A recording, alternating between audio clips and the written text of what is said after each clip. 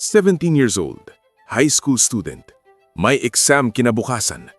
Umiyak siya, nagmakaawa. Sinasabi niyang pauwi lang siya. Pero sinuntok pain siya ng mga pulis. Pinilit siyang hawakan ng isang baril na nakabalot sa tuwalya. Dinala siya sa madilim na lugar malapit sa ilog. At doon, pinatay siya. Ang pangalan niya ay Kian de los Santos. At sa kasong ito, hindi ang biktima ang kinasuhan, kundi ang mga pulis na pumatay sa kanya. At sinabi ng Supreme Court, guilty, murder, reklusyon perpetua. Ang kasong ito ay mula sa Supreme Court of the Philippines. People of the Philippines versus Jeremias Pereda, Arnel Owares at Jerwin Cruz, August 16, 2017. Gabi, sa Barangay Baesa, Caloocan City, isang matao at siksikang komunidad sa loob ng Metro Manila. Sa panahong iyon, sunod-sunod ang mga anti-drug operations sa buong bansa. At sa gabing iyon, may operation sa Baesa.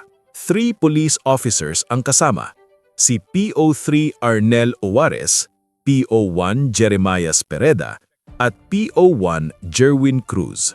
Sa gabing iyon, nasa labas si Kian Lloyd de los Santos, 17 years old, high school student. Ayon sa mga witness na nasa area, pinigilan ng mga pulis si Kian at chinek ang katawan niya. Ayon sa mga pulis, may nakuha silang suspected drugs, pero hindi ito natapos doon. Sinuntok ng mga pulis si Kian. Ayon sa mga witness, umiiyak si Kian, nagmamakaawa. Sinasabi niyang pauwi lang siya at may exam pa kinabukasan. At ito ang mas nakakatakot. Pinilit ng mga pulis si Kian na hawakan ang isang tuwalya at sa ilalim ng tuwalya may nakabalot na mukhang baril. Itinataas nila ang shirt ni Kian para takpan ang mukha niya. May narinig ang mga witness.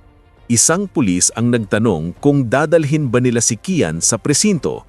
Ang sagot ng mga kasama niya, ibaba na lang natin ito. Dinala si Kian sa madilim na lugar malapit sa ilog. Kinuha siya mula sa kalsada at dinala sa isang secluded area, malayo sa mga mata ng mga tao.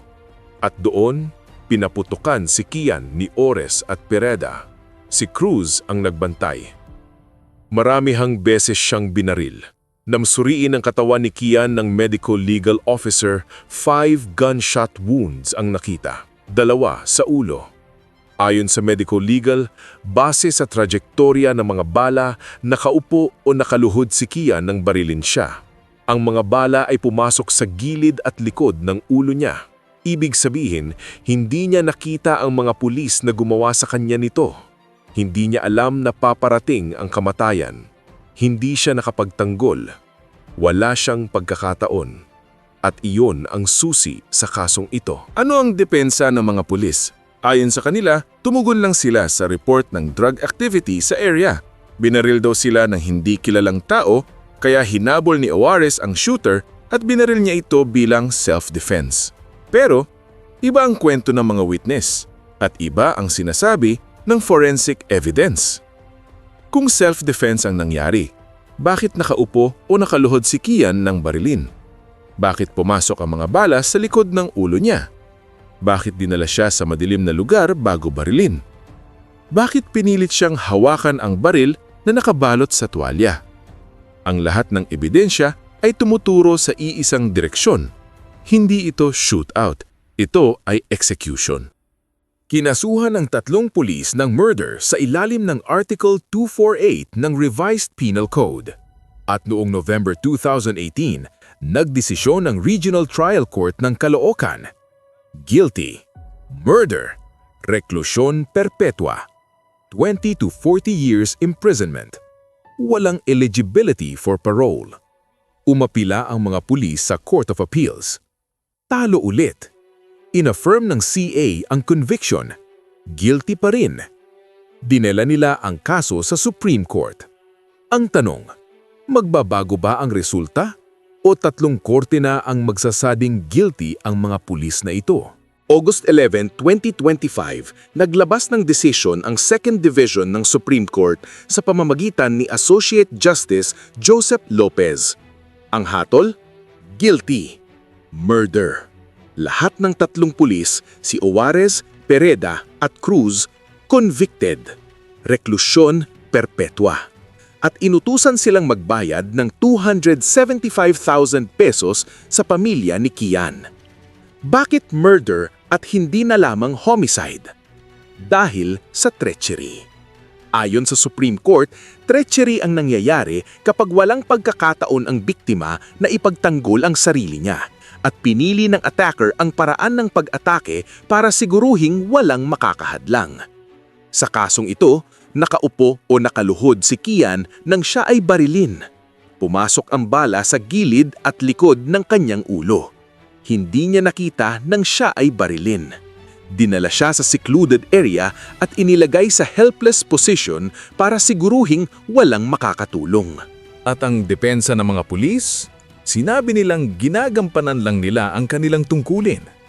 Pero sinabi ng Supreme Court, ang depensang iyan ay applicable lamang kapag ang pinsala ay unavoidable result ng lawful police action. At dito ang pinakamahalaga. Sinabi ng Supreme Court, ang mga pulis ay hindi kumikilos sa loob ng kanilang tungkulin. At kahit sabihin nating ginagampanan nila ang duty nila, hindi necessary consequence ng police duty ang pagpatay kay Kian. Sinabi pa ng Supreme Court, the killing of a minor could not be considered standard in this operation. At ang pinakadirektang salita, performance of duties does not include murder. 3 courts, 3 guilty verdicts. Mula sa Regional Trial Court hanggang Court of Appeals at hanggang Supreme Court, iisa ang sagot. Guilty. Murder. Walang korte na naniwala sa kwento ng mga pulis. At sa unang pagkakataon para sa maraming Pilipino, nakita nila na pwede palang managot ang pulis, na hindi sila untouchable, na may limitasyon ang kapangyarihan ng badge at baril. Kaya ano ang mga karapatan mo na dapat mong tandaan? Number 1, ang pulis ay hindi above the law. Kahit sabihin nilang ginagampanan lang nila ang kanilang tungkulin, kailangan nilang patunayan na lehitimo ang ginawa nila at unavoidable ang resulta. Kung hindi, mananagot sila. Number 2, ang performance of duty ay hindi blanket excuse para saktan o patayin ang sinuman. Ayon sa Supreme Court, hindi kasama sa police duty ang murder. Hindi pwedeng gamitin ang badge bilang lisensya para pumatay. Number 3, pwedeng kasuhan ang pulis ng criminal case. Ang ordinaryong Pilipino ay may karapatang mag-file ng criminal complaint laban sa mga abusadong police officers, kahit sa NBI, kahit sa ombudsman, kahit sa fiscal directly. At katulad ng kaso ni Kian, kahit 3 korte pa ang daanan, mananaig ang katotohanan kapag malakas ang ebidensya. Number 4, kung ikaw o ang pamilya mo ay biktima ng police abuse, lumapit sa Public Attorney's Office. Libre ang kanilang serbisyo. Pwede ka ring lumapit sa Commission on Human Rights.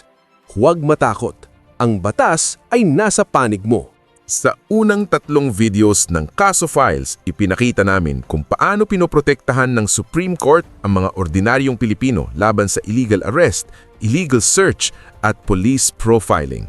Sa video na ito, ibang anggulo. Ipinakita namin na kapag lumampas ang pulis sa linya, sila naman ang hahatulan. Ikaw, may kilala ka bang biktima ng police abuse o ikaw mismo? Ikwento mo sa comments at ishare mo itong video para malaman ng lahat na may accountability. Mag-subscribe sa Kaso Files at i-on ang notification bell para hindi ka maiwanan sa mga susunod na kaso. Hindi ako abogado, researcher lang ako ng mga desisyon ng Supreme Court. Ang video na ito ay hindi legal advice. Kung kailangan mo ng tulong, pumunta sa Public Attorney's Office o sa Commission on Human Rights. Libre ang kanilang serbisyo. Hanggang sa susunod na kaso, ito si Kuya Marco dito sa Kaso Files.